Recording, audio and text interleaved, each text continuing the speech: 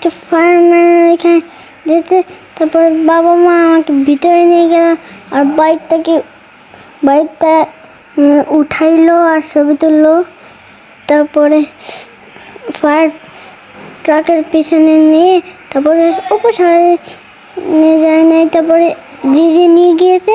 তারপরে আমি অনেক মজা পেয়েছি। তারপরে বাবা বলে